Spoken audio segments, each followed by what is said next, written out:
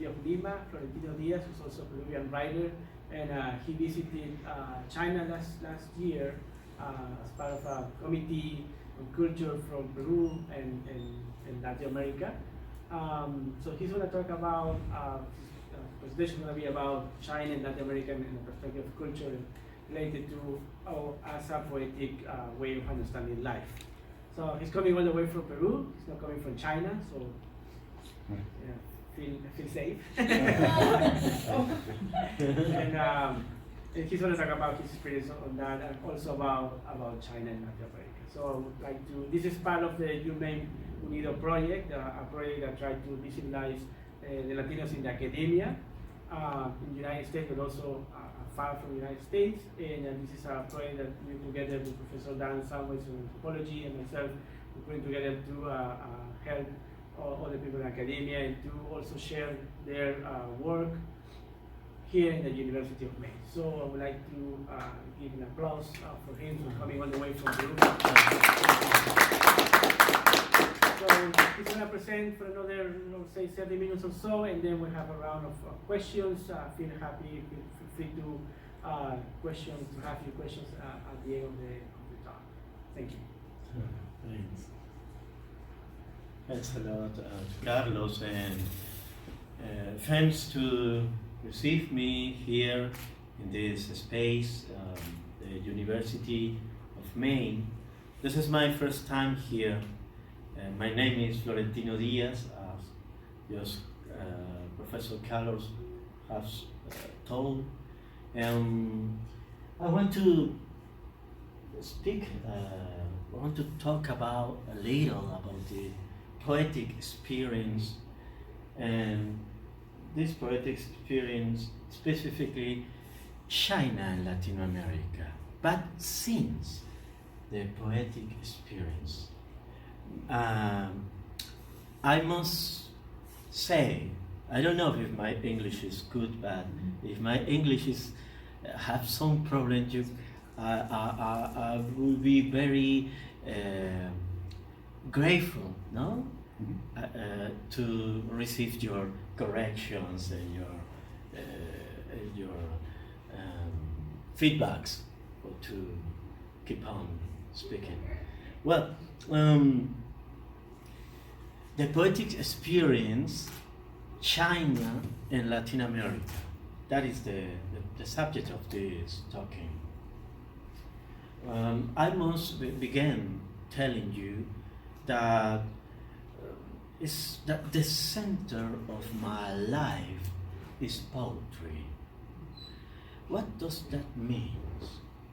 That means that poetry, to me, is not only an art of writing verse or expressing experience and our sentimental experience, or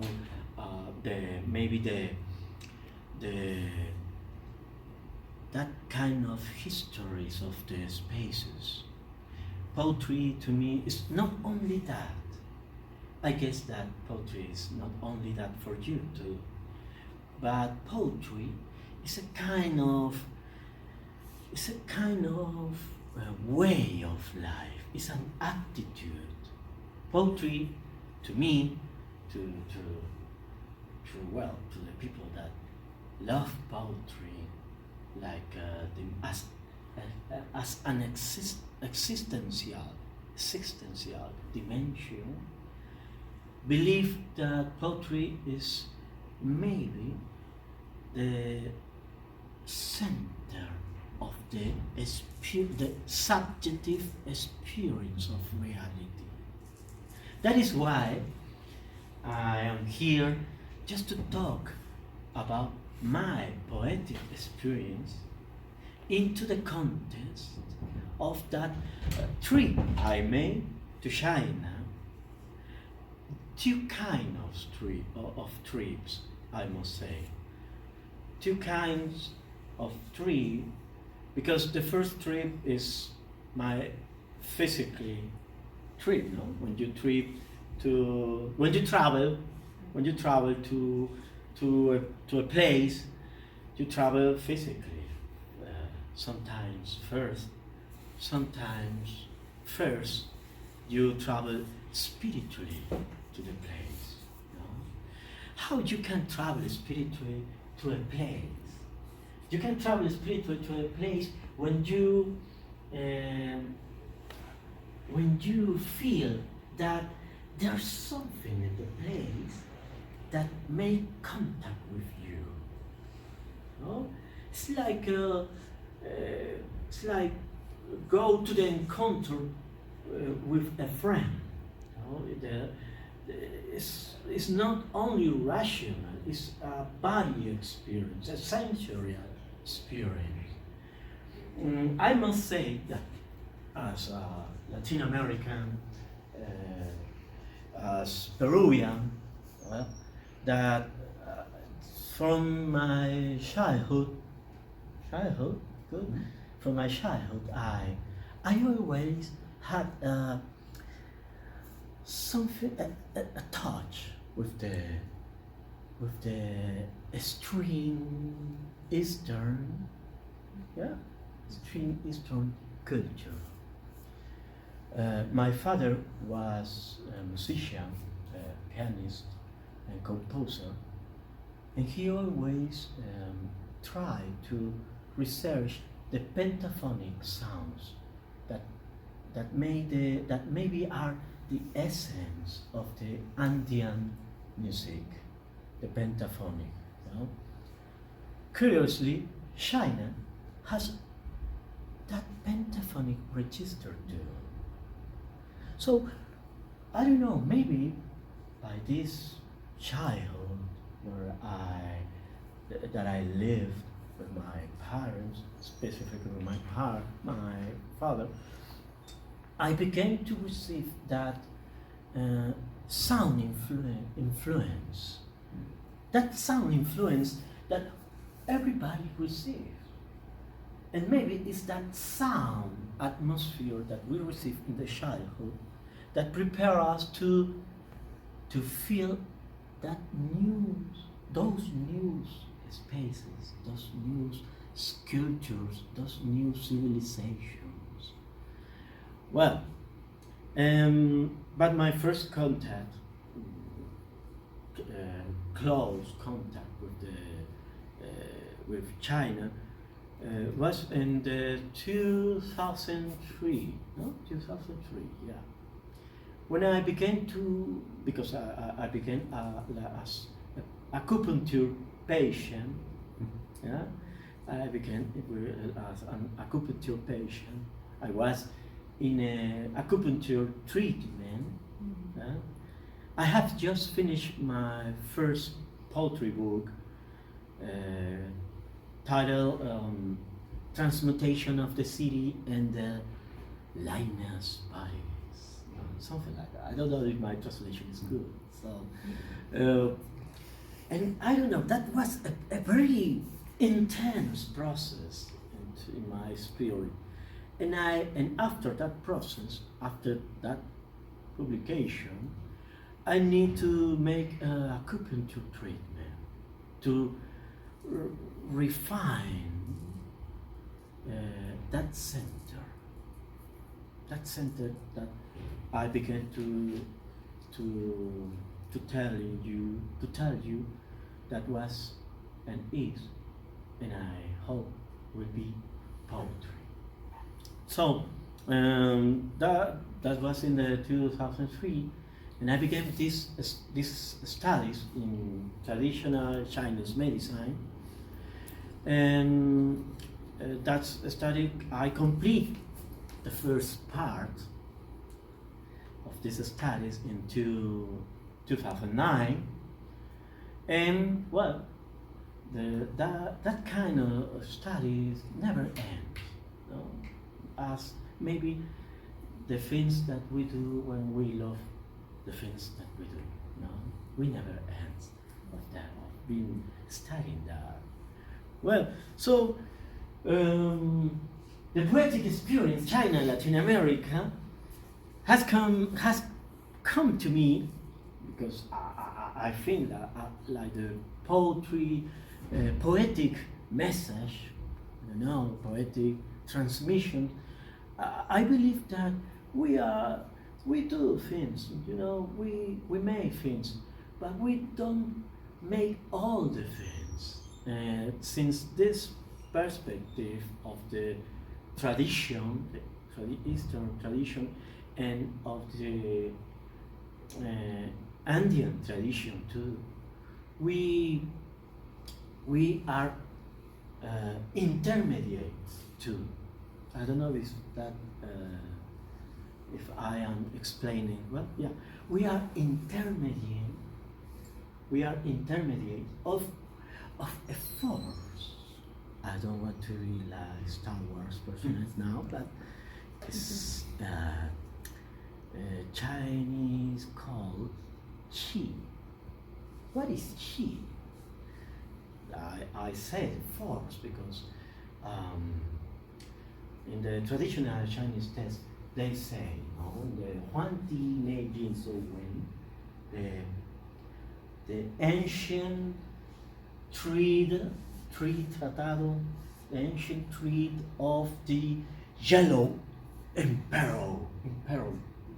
Yeah, Emperor. No? The Yellow Emperor, Huan Ti, the Yellow Emperor. In this book is written, all the universe is she. And what she means? And this is what she means. She. There is the ideogram of she. What what she means? We could read about what does she means, what is the meaning of she, this ideogram. But it's better if we have the experience of she. And that is why I'm going to beg you to for a moment of breathing. Yeah, but for that we need music.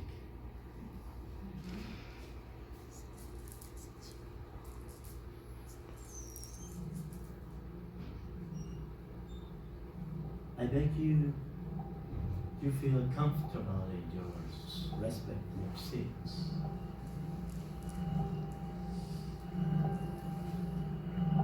Please close your notebooks, just relax and close your eyes. With the, how is the name of the back? With the back straight? Yeah, back straight. Yeah. You can put your notebooks or anything that is over your legs in the chair at your side. And just breathe and close your eyes. Feel yourself. How are you breathing? Don't try to make your breath faster or slower. Just be conscious of your breathing.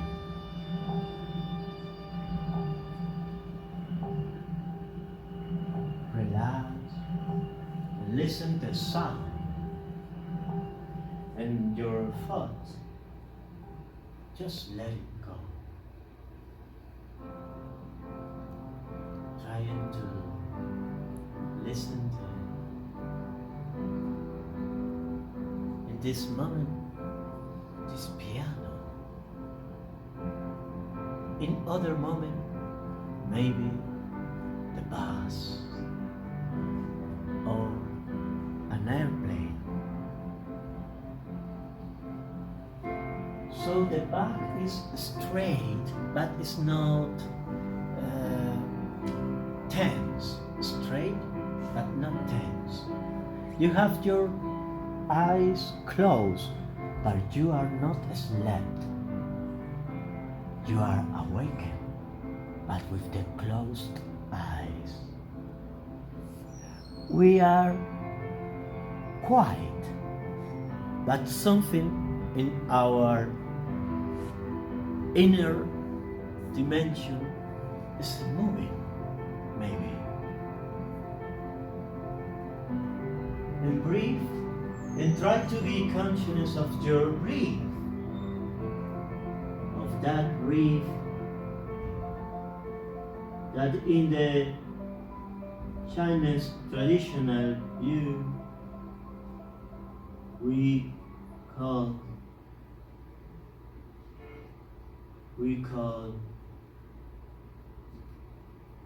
Qi.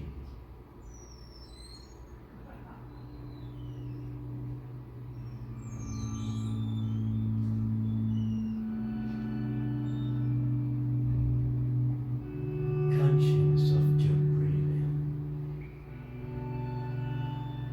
and try to feel how you breathe, how the breathing goes to the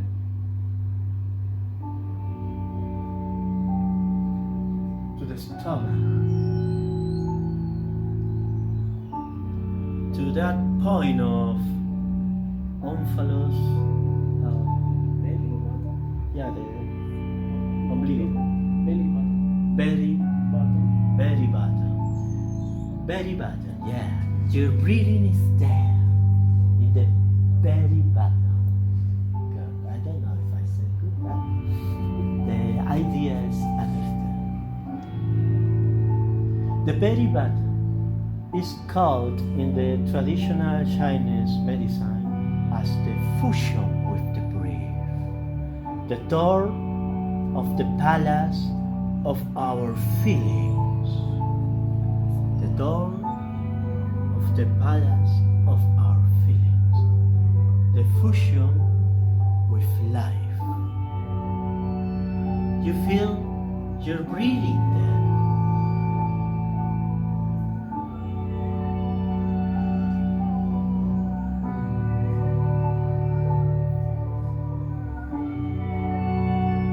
Your eyes are closed, but with that breathing, you are open to life.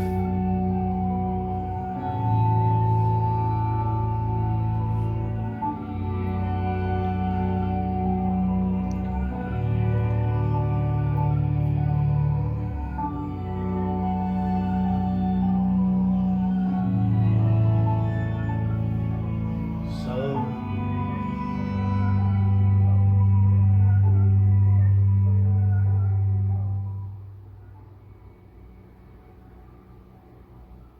that is Qi. Qi. We have the experience of Qi in every moment. Every day we are alive here. We have the experience of Qi. Qi is that what all the reality is, and we have this trace, three trace. That is the celestial dimension. That is a kind of food. We need breathing. We need to breathe to be alive. If you don't breathe, you are not alive in this dimension, since the traditional time. But we another trace, that is a trace that we could interpret like the trace of the relation, the emotional relation. You have this first trace, and you have this another trace. The emotions are our food, alimento, food. The emotions are our food. No? And after we have this another trace, that is the food that everybody knows, no? The food that you eat. No? So in this vision of Qi, we have the three dimensions of the traditional Chinese point of view. Everything has a rhythm of three too. In the Andean vision, the three is present too. Right? I think that three is one of the numbers. It's some special number. You know? We have the heaven, we have the earth, and we have the man. No? Man, cielo, tierra, hombre. Man, yeah. Man, but man sounds now like Man, human. humans, better humans, no?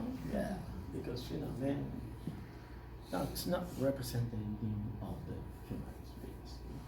Well, heaven, humans, earth.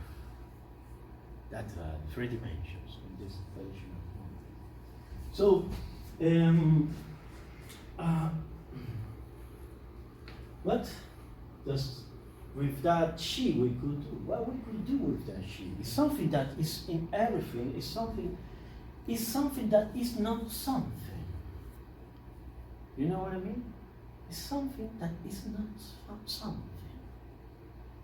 That's a paradox, and that is a point that we must not only understand, we must feel that in the Chinese, in the Eastern vision, but overall in the Chinese vision, we must get into the paradox. That's something that is not something. Do you understand me? That's something that is not something. That is why the paradox is one of the central ground of poetry. You know? Poetry can make us move into the paradox, into the complementary aspect of the reality, and we can be moved by the poetic vision into that great connection between the visible things and the invisible dimension of things. This is a calligraphy. Mm-hmm. Yeah, this is a calligraphy. That is we could say that in the Chinese culture, calligraphy is an energy movement, really. Qi that is always changing, because everything is always changing. Everything is transforming. Everything is transforming. And calligraphy is a reflex of a moment, an instant of that transformation. And the calligraphy is, I don't know if it's good to say used, but is present into the space, because make an energy movement. There's therapies with just calligraphies. Yeah, no? Because the energy points, the qi is structured in our bodies and is mapped, no? Mapeado está. It's mapped, no? It's mapped in our body during centuries of observation and shamanic trances of the doctors in the traditional Chinese history of their medicine. No? So, well, in this vision, calligraphy is energy movement, is a possibility of synchronize the human being with the energy around him, no? With the energy around. So, what is sickness for this vision, for this traditional vision? Sickness is not only that a disharmony between your she and the she around. You need to learn to dance with that she. No? You need to understand the she around you, the movement, the energy around you, to make to be a complementary movement into that great and enormous she movement that means the chi of the universe that surrounds you. No? So the calligraphy is a very important element. We have the other element. No? The other element is the experience of not flavor. That's something that I have read about the tea ceremony, the tea custom, the custom of drinking tea with Chinese people, no? But I couldn't understand, and I guess I don't understand yet all the aspects of that experience, but I would like to share with you that I feel that in the experience of drinking tea, something so small, something so quotidian, something so daily, no? Quotidiano? Yeah. Quotidian, yeah. Something so quotidian, something so simple. There is, in that experience, rests a very, very great knowledge, but not a knowledge as we can understand the knowledge is, like only a verbal discourse, but it's a knowledge of our being. It's a knowledge of being, and that rests in the experience of not flavor. What does the no flavor experience mean? The no flavor experience means that if you want that something could be in movement, if you want something that something works, if you want that, you need empty. No. You need emptiness. No? Emptiness. You need emptiness. If this room were filled by, I don't know, chairs, maybe 2 cars, I don't know, 2 elephants, and so many books, and plenty of students, we could move, no? But this room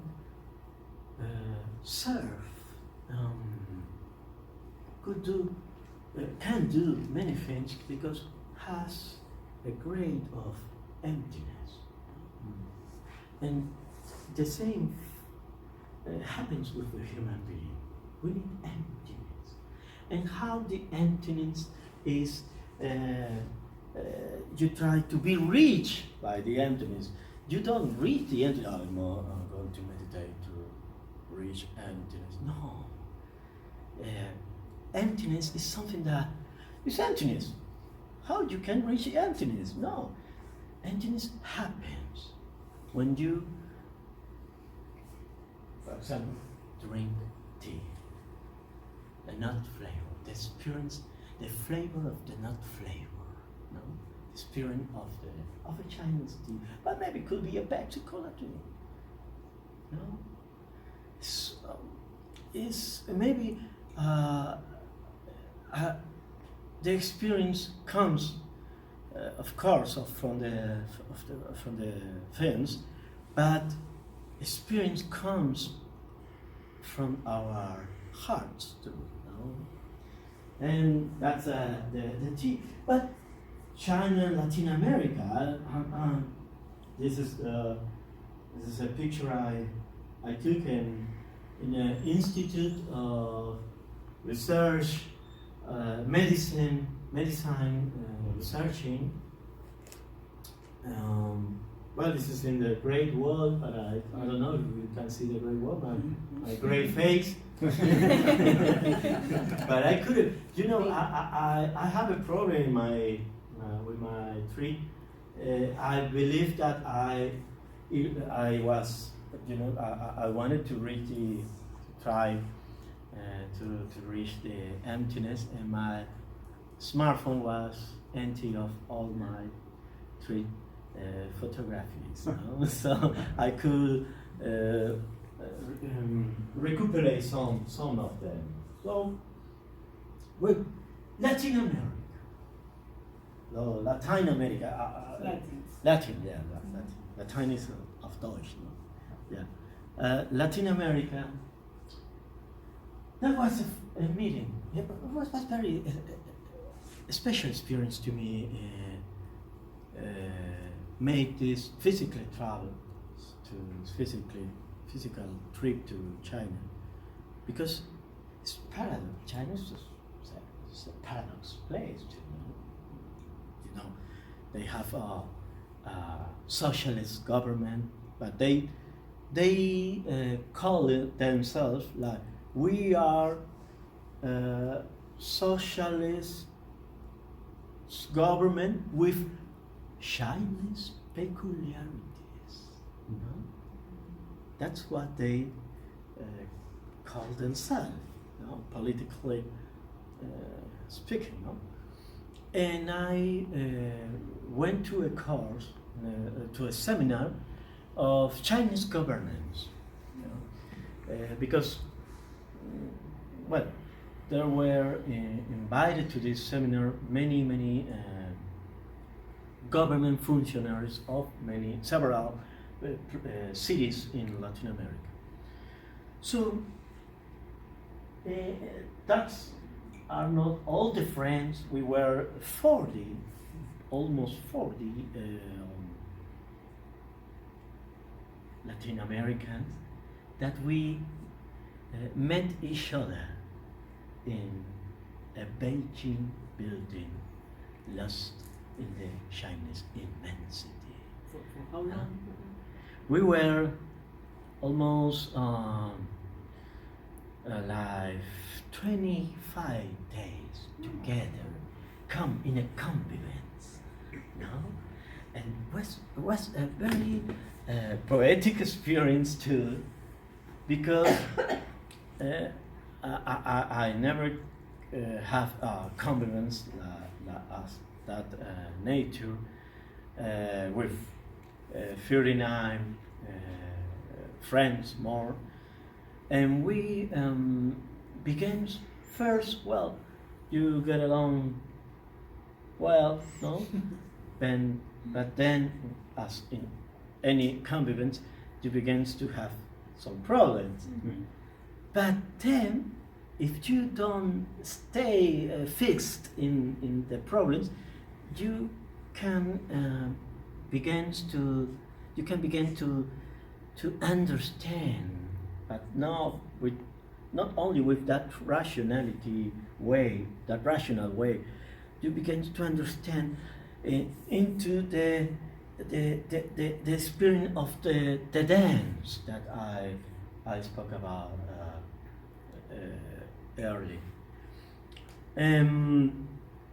That was for me was a wonderful experience, because I feel our Latin Americans' problems, you know, but embodies, encarnados, embodiment, no, because was no you know that Panama has a problem. No, there were 4 friends from Panama, and you see your your voice, your accent, your their corporal gestures, and we need to understand each other. No?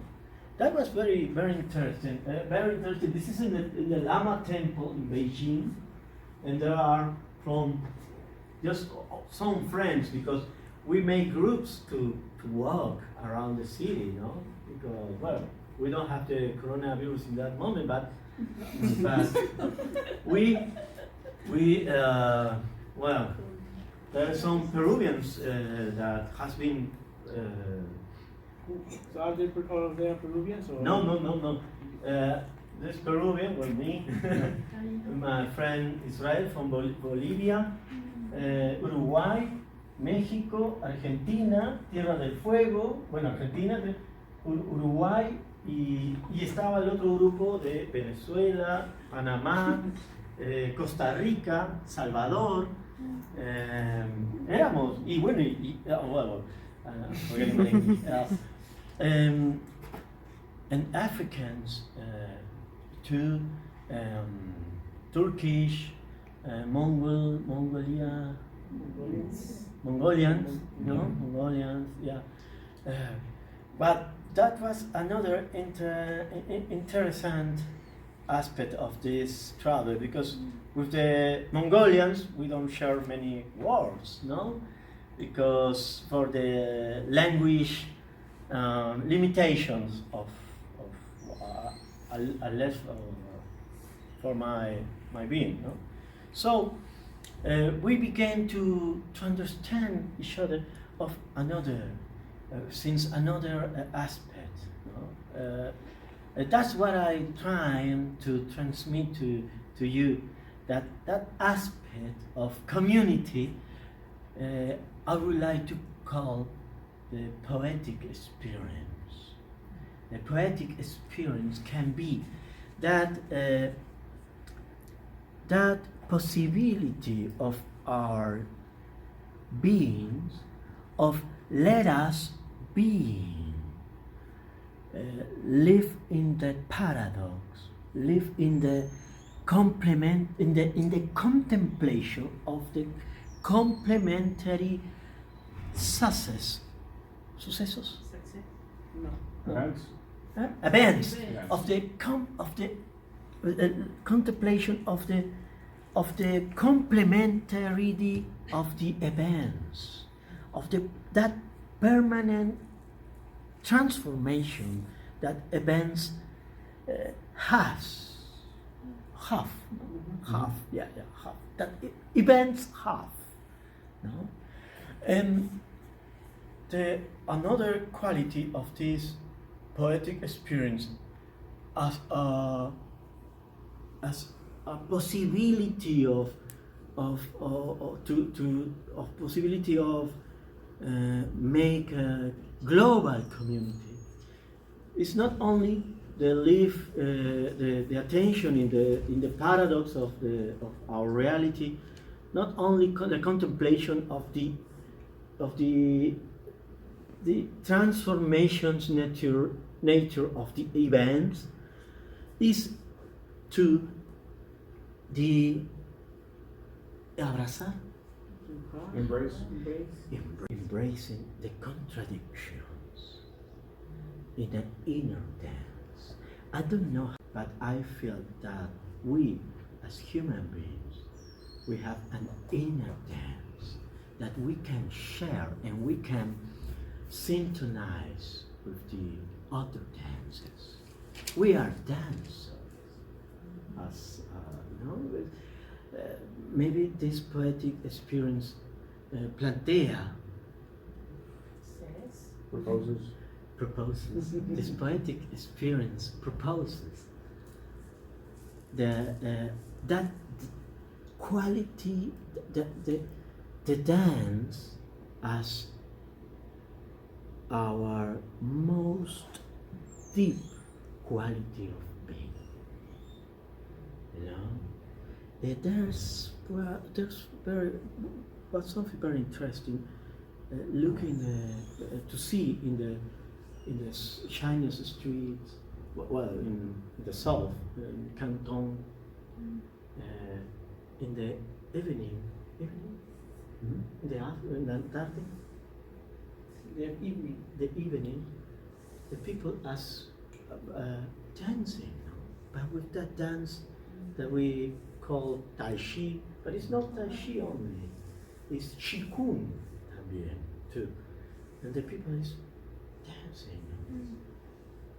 And they are making traces in the space, the traces of the energy movements, the traces that means that calligraphy movements that maybe we call that we connect with, we could connect with that. So that's only a part of the poetic experience I wanted to tell you, and I appreciate very much your presence here, because I feel that you are dancers too, in your own way, and to me it's a great honor to be in front of you for sharing this.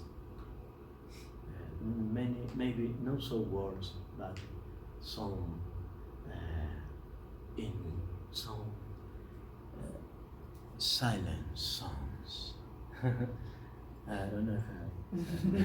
Well, so I would like to say you before to if you have any question. Yeah. Just tell you this, no? Tien. Just to close this talking. Tien. Tien is like the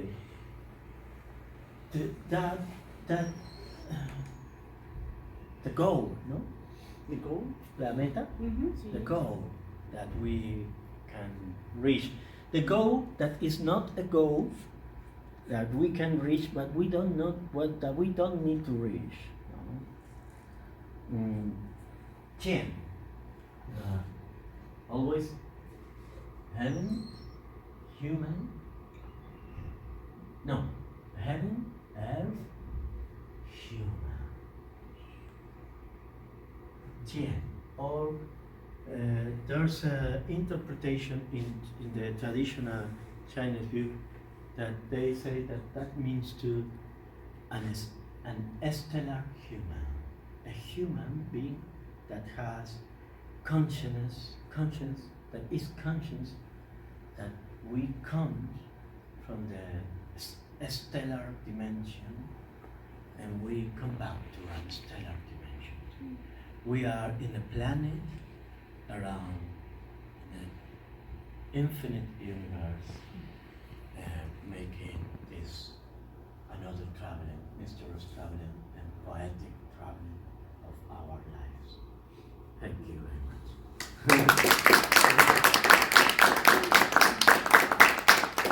We're running out of time, but if you have any questions, please. Yes. Yeah. Thank you very much for a very, very interesting talk. I wonder though, it seems just a little bit odd that you have to go to China to have this embracing and liberating experience with your Latin American compatriots, all the way from Latin America across the ocean, and it happens in China. Yeah, entiendo que dice que sí, que he tenido que irme hasta China Para encontrarse con latinoamericanos de todos los países y convivir con ellos. Yeah, that was like a cosmic kidding, no? Because I have to travel to China to feel that Latin American brotherhood. To be at home. In your own continent, you have to go to another one. Yeah.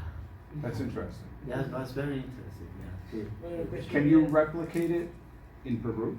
Can you bring these people? Does it happen? Yeah. Well, it's a great idea, really, because In Lima.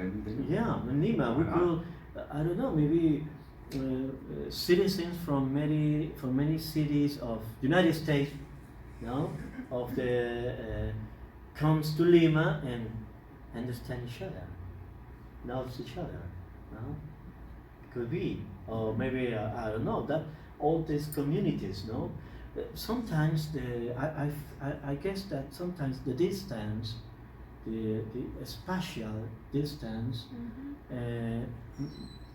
make possible that emptiness that I spoke in the beginning of this talking. That emptiness that make that change. You have a question? You have a question? Yeah. Yeah, I have a weird question, perhaps. It would be kind of like three questions in one. One is, how old were you when you start to be interested in this type of topic or theme? And how old are you now?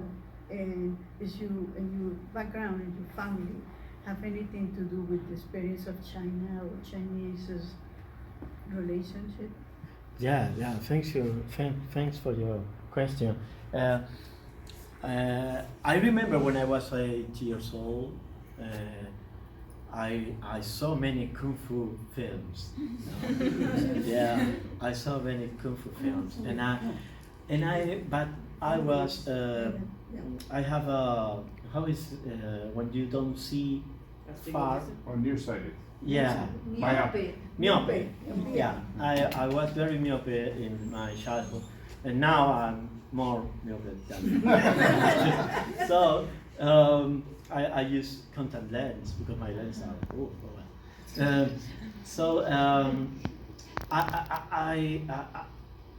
I like very much the exercise, no, the practice, the wushu practice, all that thing, but I couldn't do that. So to don't forget the movements, no, because you see in the films, you see, I said to myself, oh wow, the human being, we can do that. Oh, that's marvelous. No? Well, I began to make the movement, to draw the movement. 20 years after, I knew that is the principle of the ideograms, are movements, body movements. You know? I don't know, there's some connection. I don't have any, well, could I know? Chinese familiar, no? But there's some connections, that mysterious connections that happens in our life, no? So I would like to be, because we're running out of time, but I would like to, sorry for everyone, because we're running out of time, but I would like to ask you something that we discussed yesterday. And yesterday, Florentino and I from Boston in the Concord bus, and he was waiting for me on the bus station. There was a woman there who helped him, open the doorway for him not to freeze on the cold. And so when I went there, I received him, and he was very happy to see me. And then he told me, "What's going on here? Everybody's very, very, very afraid of the coronavirus," because I told him I was coming to this woman. He told me he was coming here to talk about China, etc. And then the woman was afraid because she saw that he was coming from China. Oh, yeah. You know? And then I told him what was going on in the States. And then he asked me, "Oh, maybe tomorrow they're gonna ask me about the coronavirus." I said, "I don't know." And I asked him, "So what would you say if somebody asked you about the coronavirus? What would you say?" And then he told me something, and I would like to finish with that. So if you tell everyone, I think that's a beautiful. Yeah, well, this was it's a short story about the deaf. I don't know if Deaf. deaf. I tried to pronounce that word since yesterday, but I don't know it's well pronounced. There was a king a long time ago. There was a king that was visited by deaf. And Death told him, you know, I need 1,000 of your people. So King said to Death, really? Yeah. There's something I can do? No, I am deaf. Oh, well. The king was very sad, but the deaf is deaf. And exactly a month after, 1,000 of their people died. A week after, 1,000 more died. A week more, 3,000 more died. And after a month, in the kingdom died 2,000 people. The people. So 20,000 people. So the king was so angry and sad and anguish with all that situation. You know, I don't know if we can understand how must be a king and lose 20,000 of your people. And he, very angry, said, Death! Where are you, Death? You're a liar, Death! And Death appears. What's the matter with you again? Death, you say, you told me you only 1,000 of my kingdom will die. But you lied to me because there were 20,000 died.